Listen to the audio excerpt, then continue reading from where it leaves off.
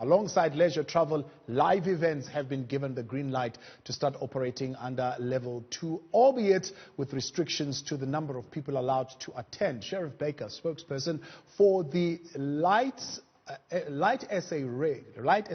think that's what it is, a lobby group comprising South African live events technical production personnel, is talking to us now about the events sector and how it is going to adapt to the life under level 2 of the lockdown. Hey, Sharff, good evening and thank you so much for your time tonight. How did you receive the news of the move to lockdown level 2?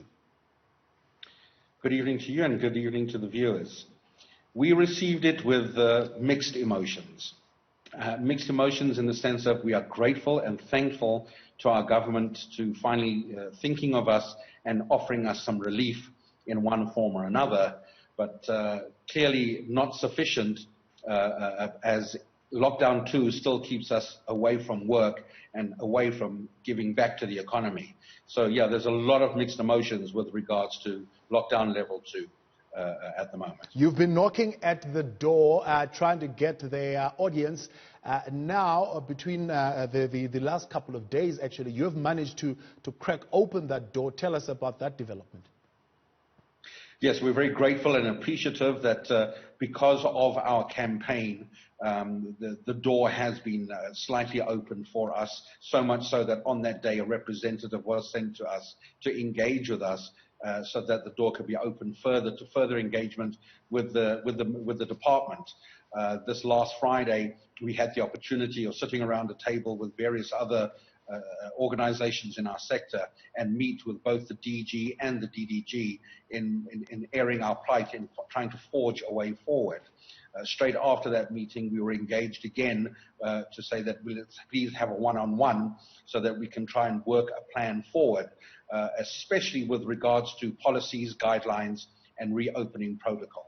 Now you're pointing out and putting out again tonight that what is amiss here is this limitation, and government needs to desperately give some answers and a response around this issue of the limitations. What kind of response are you looking for? The main response we're looking for is engagement. Just listening into your earlier conversations was about policies and opening up hotel rooms and what guidelines are in place. Our events industry is one of the very few, even pre-COVID-19, that was stringently regulated via compliance. And this is now obviously carried forward into COVID-19, where we put best practice for COVID-19 and other communicable diseases. And if we can have the opportunity to engage with government, we can pretty much show an opportunity where we can reopen events as well as many other industries safely, and allowing the public to understand that there are protocols in place and that it'll be easier and safe for them to, whether it's coming to an event, an exhibition, or a conference. That would have been my next question. Is the industry ready? Because, I mean, you've seen what has happened. The liquor associations, they went and made representations. Restaurants, they went and made representations to government in terms of ideas on how they could open safely. Is the sector ready to make those presentations? And what ideas do you have as far as holding events, which generally, I mean, the events that you're involved in, Sharff, are huge. They have thousands and thousands of audiences. We're as ready as we can be. In fact, I think we're very ready. And I'll tell you how. We've engaged with our counterparts in Europe and in America, and making use of the spine of the Event Safety Alliance, have put together a fully comprehensive document, which has been ratified by the Chief Inspectorate of the Department of Labor. We've then now submitted it to the Department of Health for their scrutiny, and once they sign off on it, it is a document that can be presented to government for a prudent way of reopening events. But I say again, not just events, you can even look at sporting, exhibitions, conferences, and various other sectors of industry where this guideline, and I say again, because we're one of very few that have stringent regulations, like the mining sector, we are able to open up in a very safe way with protocols from the time you get out of your car to the time you enter the building till the time you leave and go home. Obviously, there can be no absolute infallible guarantee that you are going to be safe, but getting on a taxi is just as dangerous. And here we are putting far more stringent policies in place to make sure the safety of our brethren and our communities. So we're very much ready for this. Yeah. So what I mean, like I mentioned earlier on, I know you to do big venues, Sheriff, that accommodate thousands of people. You are negotiating the 50 people limit. How many people would you like to see being accommodated in a show? So we understand that there are limitations. We are in a pandemic, not just South Africa, globally, and we would be remiss saying that, listen, let's do 50,000 people or 5,000 people in the stadium. No, what we're asking for now under lockdown level 2 is let us look after 1,000 people. I mean, we are now heading into our summer, which the Northern Hemisphere is just coming out of. And that will assist us with this pandemic. So having outdoor events up to 1,000 people is pretty easy and straightforward. Plus, we have multiple venues here in South Africa that can cater for 1,000 people, looking after the social distancing of 3 meters around one person. Yeah. So we are very, very capable of pulling something off up to 1,000 people under the current lockdown of level 2. How will you handle the ticketing of 1,000 people coming into a venue? So it's not going to be easy. Like everybody has said, there is a new norm. So what we will be doing over and above with CompuTicket or the various ticketing platforms is putting together a product which we call COVID Defender. So before you've even come to the building, you've registered yourself online. Once you've bought your that will allow you to purchase your ticket.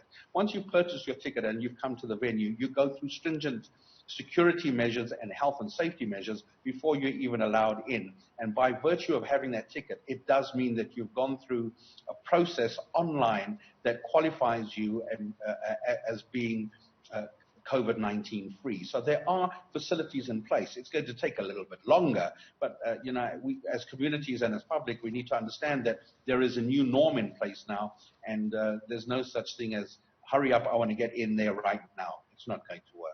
Of course, there's a whole behavior shift of arriving on time to be able to accommodate that kind of screening that you would need to go through to be able to satisfy the health requirements. I don't know if you have seen that photograph that's doing the rounds on social media of people being accommodated in cage-like 2 people just sitting and being spread out in an outside venue. Is that type of approach that you're looking at?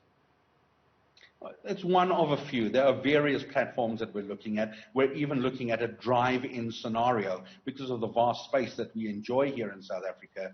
We're looking at where you can do events by sitting in your car, like back in the day when you used to go to drive-ins. Yeah. But yes, we are looking at all those various platforms, of which, in a way that we can make it as safe as possible, but also as financially economical as possible.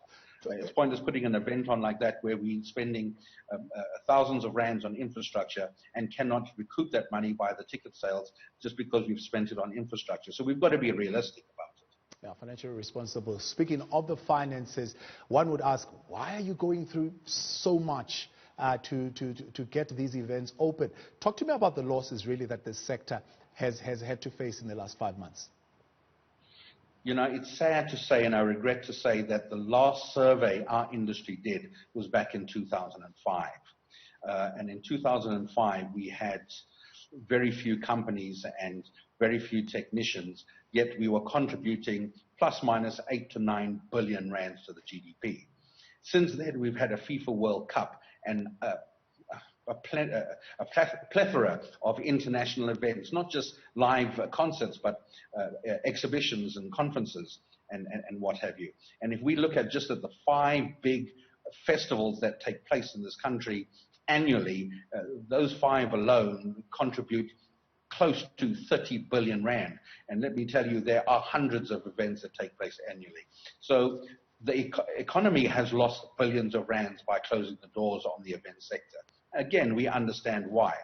But because 90% of our workforce are freelancers, we are sitting without the opportunity of UIF or TERS or any form of relief. So financially, we are suffering both from a country as well as an individual perspective, especially our freelancers. It is an absolute struggle. So the relief stimulus package that the minister brought to us now, I think last night, it is very much welcomed. But unfortunately, 5 months later, it's enough to maybe allow us to tick over.